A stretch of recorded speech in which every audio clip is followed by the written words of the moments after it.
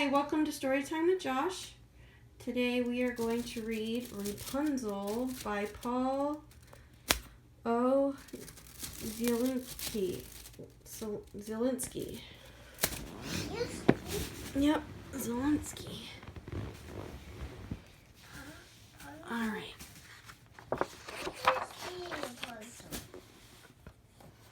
Alright.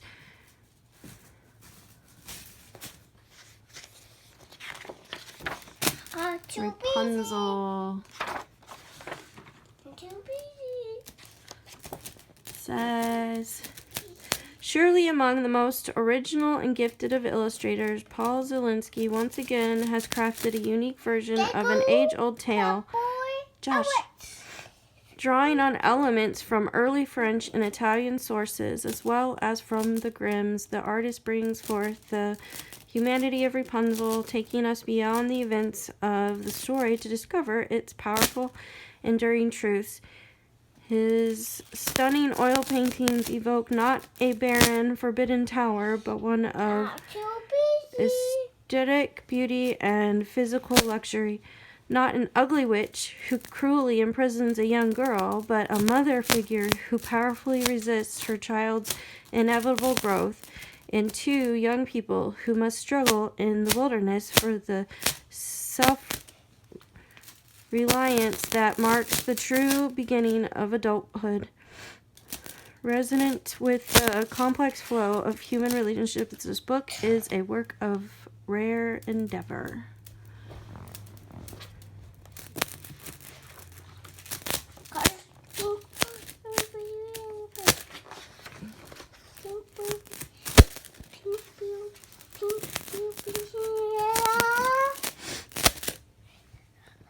Long ago, there lived a man and a woman who had no children. As year followed year, this was their only sorrow. Then one spring, the wife felt her dress growing tight around her waist. Joyfully, she said to her husband, "We are going to have a child at last."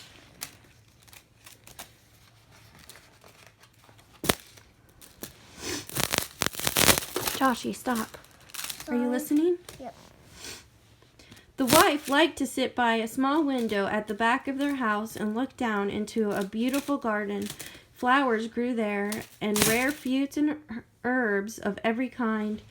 The garden belonged to a sorceress who had enclosed it on all sides with a high wall. No one ever dared to enter it. One day, as the wife sat by the window, her eyes fixed on a bed of Rapunzel. The herb looked so luxuriant, so green and thick and fresh, that she felt a terrible longing to taste it. Day after day, her craving grew until she began to suffer from it. She became pale and wretched and said to her husband, "If I cannot eat some of the Rapunzel from the garden behind our house, I am going to die."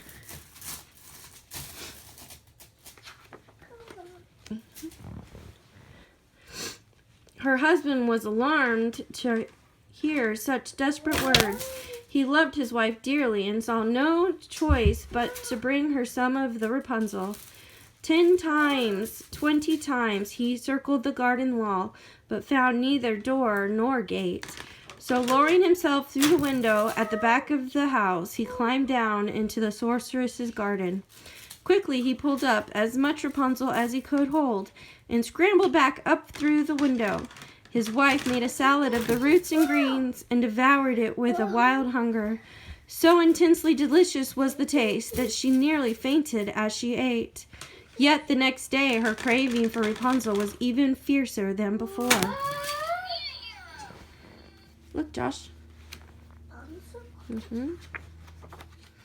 Uh-oh.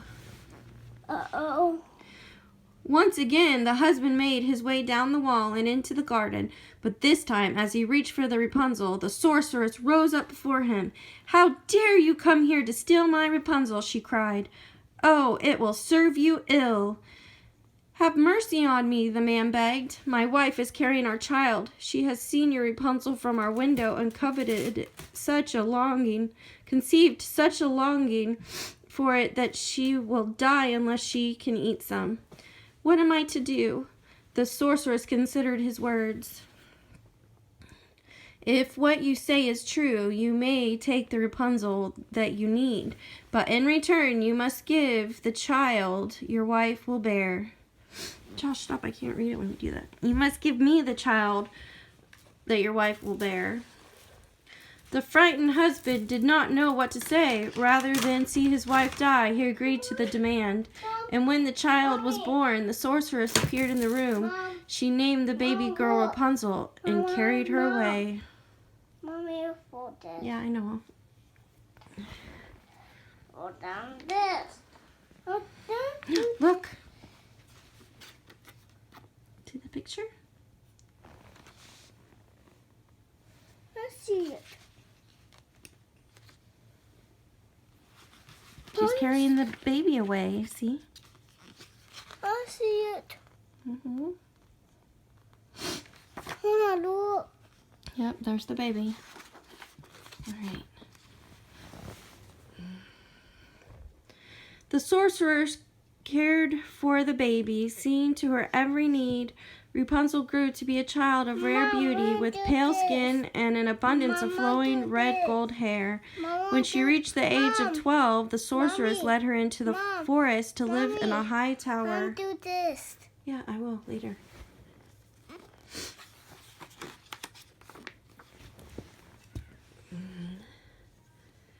The tower was a great column rising in the middle of the woods. Although it looked narrow on the outside, on the inside it was large, with many elegant rooms.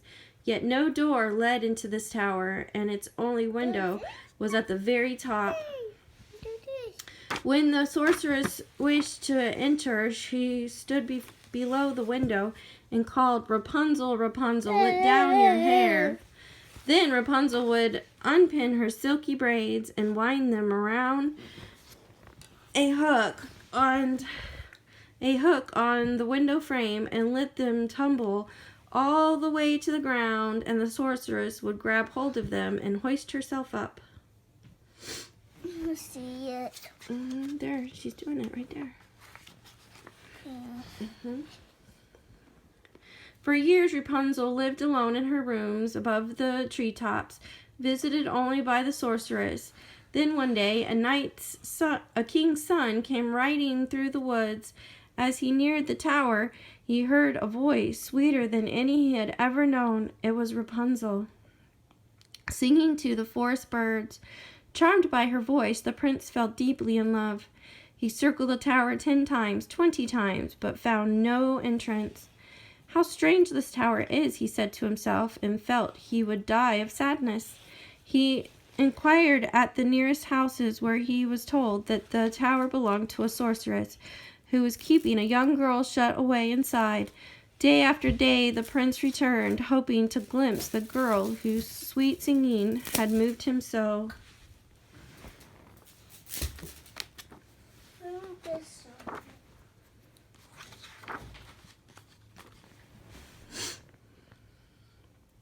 One morning he saw the sorceress appear below the window and call up, "Rapunzel, Rapunzel, let down your hair." At once the prince knew how he too might enter the tower. The next evening he stood under the window and called, "Rapunzel, Rapunzel, let down your hair." Rapunzel's hair came billowing down. The king's son took hold of it and pulled himself up. "Heaven preserve me!" cried Rapunzel. Then the prince stepped through her window, for she had never yet set eyes on a man before. But he began to speak to her in such a friendly way that her fear was soon gone. Mom, hold this.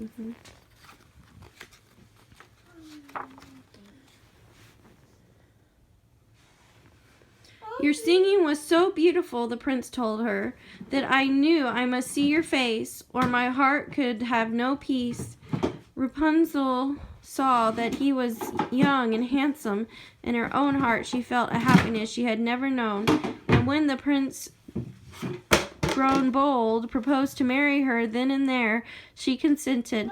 They held a ceremony in the tower, and every evening after that he returned. The sorceress, who came only by day, knew nothing of his visits.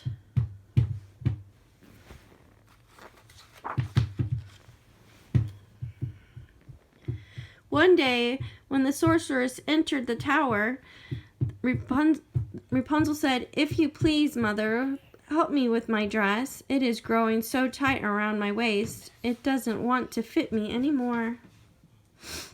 Instantly, the sorceress understood what Rapunzel did not. "Oh, you wicked child," she shrieked. "What do I hear you say? I thought I had kept you safe away from the whole world, but you have betrayed me."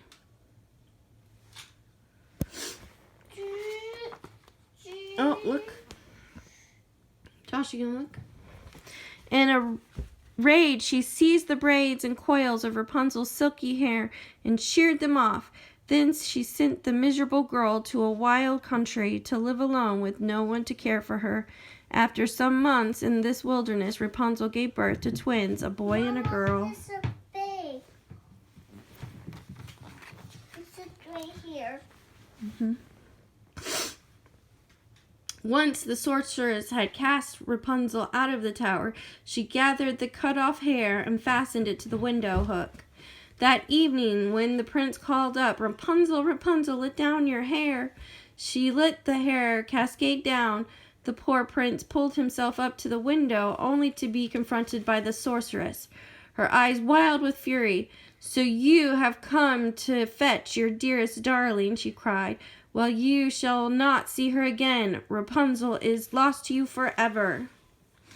Struck through with grief, the prince let go of the braids and he plummeted to the ground. I'll see. Although the fall should have killed him, the prince lived, but his eyes were hurt. He could no longer see. Wretched and blind, he stumbled from place to place, eating nothing but roots and berries, thinking of nothing but the loss of his beloved wife. After a year of wandering... What, Josh? I'm fine, baby. We'll see. After a year of wandering in such misery, he came into the same wilderness where Rapunzel was living with her children. There, one day, he heard a voice so dear to him that he rushed towards it. Rapunzel saw him and opened her arms to him, weeping. Mom, No, stay here. Look! Look! He found her.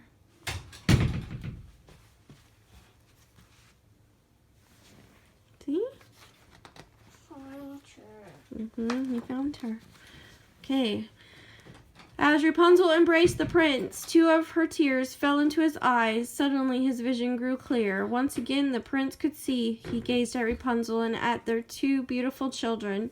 He looked up at the hills beyond the rocky landscape and knew that he was not lost. The prince led his family out of the wilderness towards his kingdom, where they were received with great joy.